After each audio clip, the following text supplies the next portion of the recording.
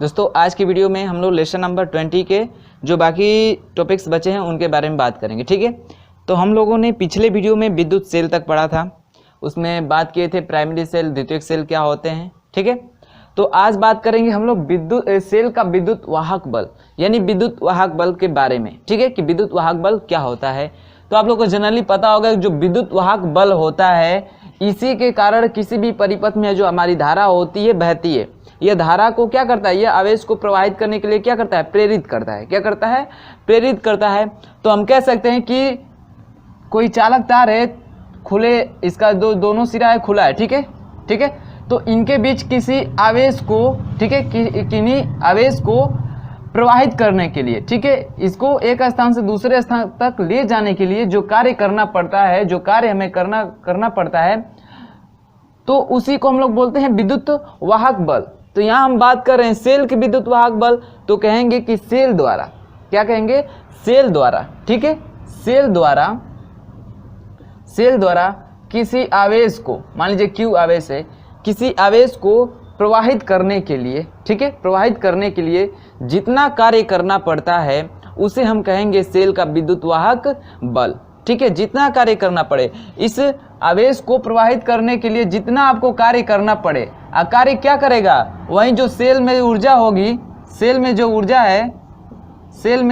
है, ठीक है, वहीं तो कार्य करवाएगी उसी ऊर्जा द्वारा। तो जो सेल द्वारा जो ऊर्जा दी जाए या सेल द्वारा जितना कार्य किया जाता है Q आवेश को प्रवाहित करने के लिए, उसे ही हम बोलते हैं सेल का विद्युत वाहक बल। इसको हम डिनोट करते हैं किससे, तो E से डिनोट करते हैं। और E बराबर हमारा फार्मूला होता है, क्या होता है, W अपान Q।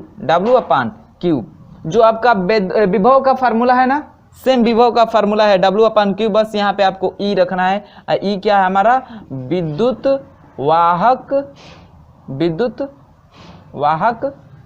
बल है, विद्युत वाहक बल है। ठीक है, इसका जो मात्रक होता है सेम विभव जैसे मात्रक होता है, विभव का मात्रक क्या होता है, वोल्ट, तो इसका भी होता है वोल्ट, या क्या कर सकते हैं, जूल प्रति, Q का मात्रक होता है कूलाम, तो जूल प्रति कूलाम कहिए या वोल्ट कहिए।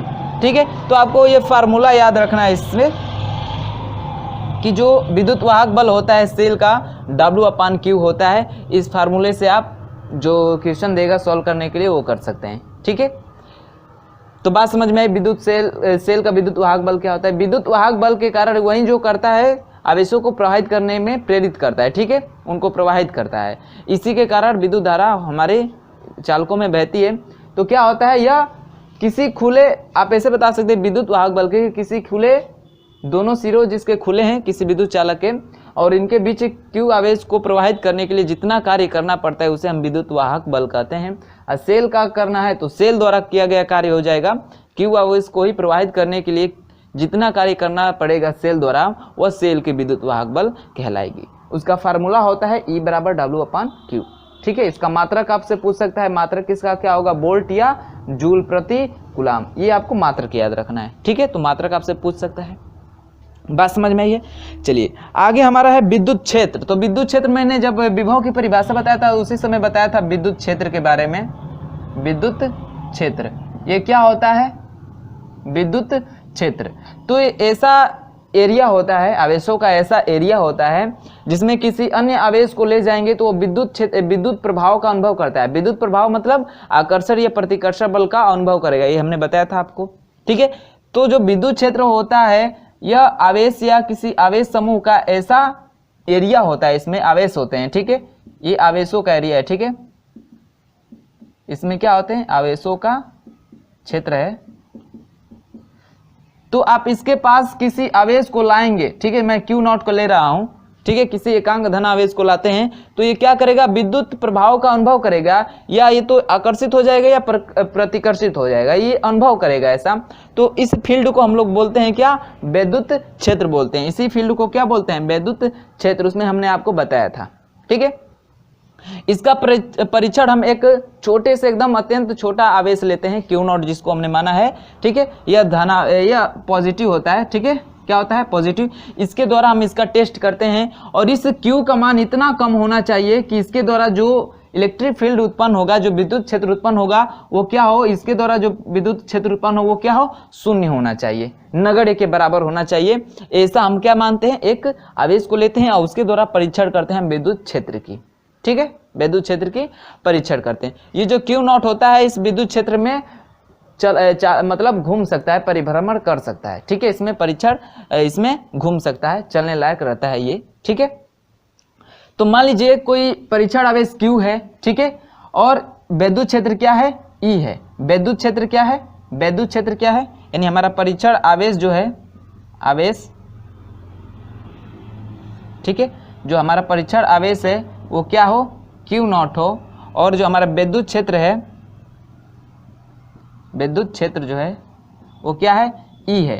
तो जाहिर सी बात है भाई, इसको लाएंगे तो यह अनुभव करेगा आकर्षण या प्रतिकर्षण बल का, एक बल का अनुभव करेगा। तो जो बल होता है, जो F होता है वो क्या होता है, E इंटू क्यू नॉट के क्या होता है, बराबर होता है। और यहाँ से हम इलेक्ट्रिक फील्ड का मान निकाल दे तो E बराबर क्या हो जाएगा, E बराबर F अपान Q हो जाएगा, F अपान Q, ये आपको फार्मूला याद रखना है। इसका मात्रक क्या हो जाएगा, तो F का मात्रक होता है न्यूटन और Q का मात्रक होता है कूलाम, तो इसको कह देंगे न्यूटन प्रति कूलाम। तो आपको ये फार्मूला याद रखना है, बस इसमें यही था, ठीक है, इलेक्ट्रिक फील्ड में, बस समझ में, ये बस फार्मूला आपको इंपॉर्टेंट है, ये याद रखना है, ठीक है।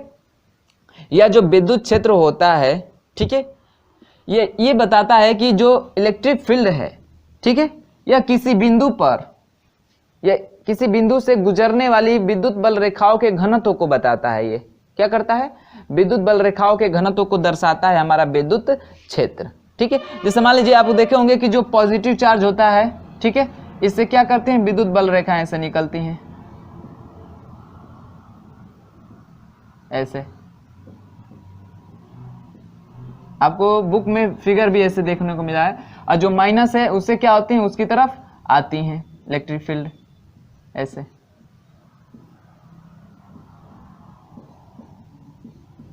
ठीक है। तो इन आप दोनों चित्रों में देखेंगे तो जो ये आवेश है इसके पास ये जो विद्युत बल रेखाएं, इनका घनत्व क्या है, ज्यादा है। जैसे दूरी बढ़ रही है तो इनके बीच की दूरी क्या हो रही है, बढ़ रही है, यानी घनत्व कम हो रहा है, पास में क्या है, ज्यादा है। तो आप किसी आवेश के जितना नजदीक होंगे वहां पे विद्युत क्षेत्र का मान उतना ही ज्यादा होता है, जैसे उससे दूर होंगे विद्युत क्षेत्र जो उसका प्रभाव है उस आवेश पे कम पड़ेगा, ठीक है। तो जो आवेश जितना नजदीक होगा वो विद्युत प्रभाव का ज्यादा अनुभव करेगा, विद्युत क्षेत्र का ज्यादा अनुभव करेगा, और जो दूर रहेगा वो कम अनुभव करेगा। क्यों, क्योंकि जो बिंदु आवेश के जो नजदीक है, देखे हैं ये बल रेखाओं का जो घनत्व है, ठीक है, वो क्या है, ज्यादा है, जैसे दूरी बढ़ा रहे हैं तो कम हो रहा है, इसमें भी पास में ज्यादा है, दूरी बढ़ा रहे हैं तो कम है। तो ये कह रहा है कि जो इलेक्ट्रिक फील्ड होता है या किसी बिंदु से गुजरने वाली वैद्युत बल रेखाओं के घनत्व को दर्शाता है, क्या करता है, घनत्व को दर्शाता है, ठीक है। तो आप ये बात समझ गए।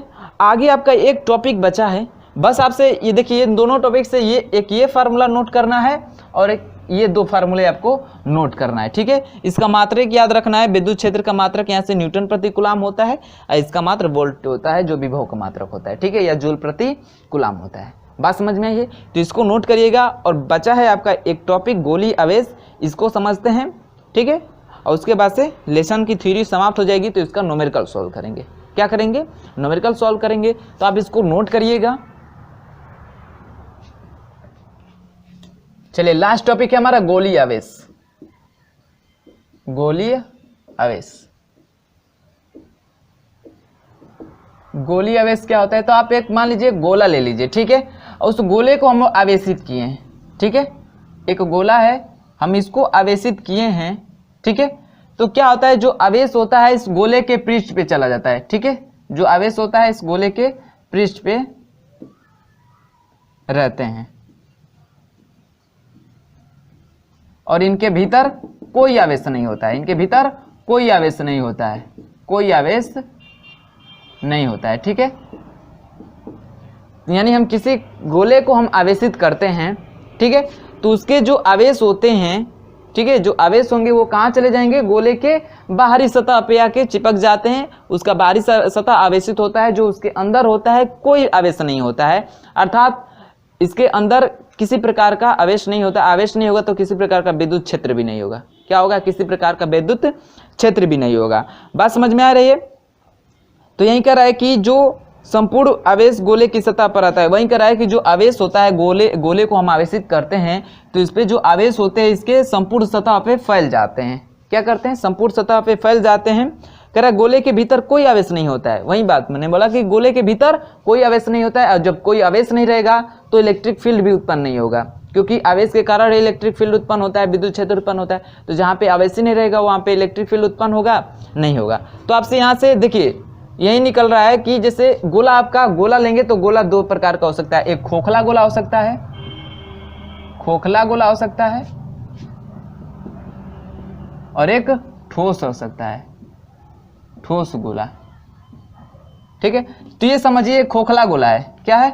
खोखला गोला। यानी खोखले गोले के अंदर कोई आवेश नहीं होता है, किसी प्रकार का आवेश नहीं होता है। जो आवेश होता है इसके बाहरी सतह पे होते हैं, और प्रत्येक सतह पे, ठीक है, प्रत्येक सतह पे और इसके प्रत्येक बिंदु पे जो विभव होता है, विभव होता है वो क्या होता है? समान होता है। क्या होता है? समान होता है। प्रत्येक बिंदु पे जो विभव होता है समान होता है। आप लोग सुने होंगे सम विभव पृष्ठ, सम विभव पृष्ठ। सम विभव पृष्ठ किसे कहते हैं? तो कैसा पृष्ठ? एक ऐसा पृष्ठ जिसके हर एक बिंदु पे जो विभव होता है, विद्युत विभव, वो समान होता है, उसे हम लोग बोलते हैं सम विभव पृष्ठ। तो ये जो गोला होता है, गोली आवेश जो होता है, इसका जो सतह होता है वो सम विभव पृष्ठ होता है। उसके हर एक बिंदु पे जो विभव होता है समान होता है। क्या होता है? समान होता है। बात समझ में आई है? चलिए, कह रहा है कि यदि हम r त्रिज्या के गोले पर q आवेश है तो सतह पे, यानी ये जो गोला है इसकी त्रिज्या हम क्या ले ले? r ले ले। यानी जो हमारा गोले हैं इसकी त्रिज्या हम क्या ले ले? r ले ले, और इसके सतह पे q जो आवेश हैं उनको ले ले। तो देखिए, एक तो इलेक्ट्रिक फील्ड उत्पन्न होगा, ठीक है। तो जो इलेक्ट्रिक फील्ड E जो होता है वह होता है Q/r²। इसके साथ एक नियतांक ले लेते हैं K, ठीक है। तो ये होता है हमारा वैद्युत क्षेत्र होता है, और जो विभव होता है वो होता है Q/r। इसके साथ भी नियतांक ले लीजिए V। तो ये दो फार्मूले होते हैं। बस क्या है, इसमें r² हो जाता है, इसमें r होता है, ठीक है, r होता है। r क्या हमारी त्रिज्या है, Q क्या है? आवेश है, और K क्या है? हमारा नियतांक है। जो K है यहाँ पे वो क्या है? नियतांक है, नियतांक है। तो बात आपको यही रखना है कि जब खोखला गोला होगा तो इसके केंद्र पे, ठीक है, या खोखले गोले के अंदर, इसके अंदर जो अंदर होगा E जो होता है वो क्या होता है? शून्य होता है। E जो होता है क्या होता है? शून्य होता है। क्यों शून्य होता है? क्योंकि खोखले गोले के अंदर कोई आवेश ही नहीं होते हैं, कोई आवेश नहीं होता है, और कोई आवेश नहीं होगा तो इलेक्ट्रिक फील्ड उत्पन्न नहीं होगा, इलेक्ट्रिक फील्ड उत्पन्न नहीं होगा, ठीक है। कह रहा है कि यही कह रहा है कि यदि जो गोला हो ठोस हो, क्या हो? ठोस हो। गोला क्या है? ठोस है। तो ठोस होगा तो सिर्फ इसके केंद्र पे, जो इसका केंद्र होगा ना, केंद्र, इसके केंद्र पे जो E का मान होगा सिर्फ शून्य होगा। क्या होगा? सिर्फ केंद्र पे जो विद्युत क्षेत्र का मान है वो सिर्फ शून्य होगा, नहीं तो इसकी अलग अलग रेडियस का जो निकाले, मान लीजिए ये R1 निकाले, इतना इस परिधि पे जो निकाले विद्युत क्षेत्र या विद्युत विभव, या इस रेडियस पे निकाले R2 मान लीजिए, या ये जो बड़ी रेडियस है इस पे निकाले, तो इन पे जो विद्युत क्षेत्र और जो विभव का मान आएगा अलग अलग आएगा। क्या आएगा?